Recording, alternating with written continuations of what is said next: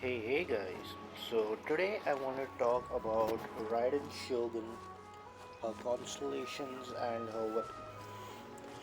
Now I'm making this video for a very specific reason, and that is the Raiden Shogun recently got a buff, buffed in a sense, because her constellation, which was originally her C4, just got changed, and basically the C4 got moved up to being C2, and that C2, well, currently C2, is really insane because what it does is when she's in her ultimate state where she's using the sword, then she ignores 60% of the enemy's defense. Whoever she's hitting, she ignores 60% of that character's defense, that enemy's defense, which will essentially be a thing where it ends up doubling her damage almost.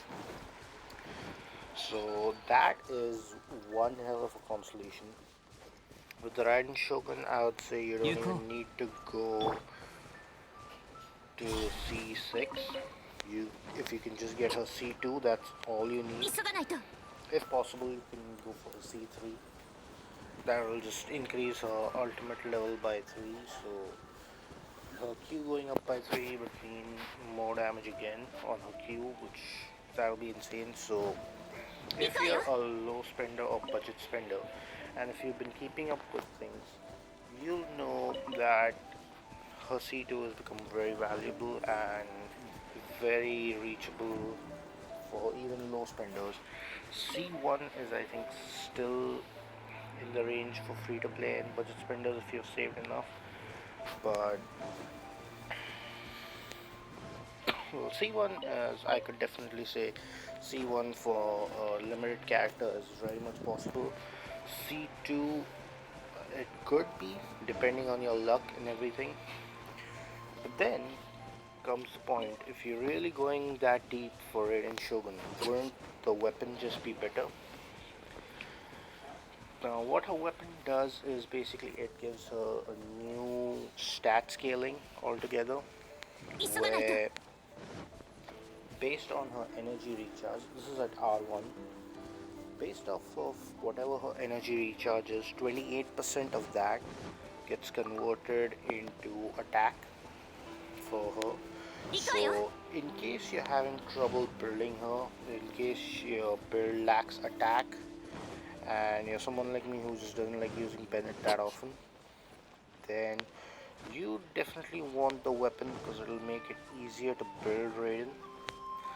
So then on your artifacts, you just focus on energy recharge, you focus on crit rate, crit damage, and the weapon gives you enough attack because being a 5-star, it's going to have high base attack, plus it's giving you energy recharge, and it should easily take Raiden over 300% energy recharge, and then she gets 28% of that energy recharge as her attack, plus her own passive talent gives her percentage of energy recharge gets converted into electro damage bonus, which the weapon will just make it way easier to build Raiden Shogun. However, the C2 is also really insane, and there'll be a confusion as to what you should go for in case you plan on, in case you get Raiden Shogun earlier on and you still want to pull for more, whether you should go for her C2 or you should go for her weapon. That'll be a confusion. So, in my opinion, if you have more than decent artifacts, like very good artifacts, well, not very good in the sense, but if you feel that you have enough stats on Raiden Shogun through your artifacts without getting the weapon, maybe aim for her C2 if you have the resources to do so. If you if your artifacts are terrible, I would say the weapon will definitely help a lot. But when it comes to the weapon, you also need to remember that there's also a free-to-play weapon coming, known as the Catch. That's basically Festering Desire as a polearm. So a Festering Desire boosts crit rate and skill and damage for the element skill for the E. This pole arm will just boost it for the ult, crit rate and damage both, and it'll have energy recharge, which is it's going to give 45.9% if I'm not mistaken, and the Rain Shogun's 5-star weapon, which its name got changed, Elemental Lightning, will give 55.1%, so that's hardly a difference. So outside of the base stat, you should be fine.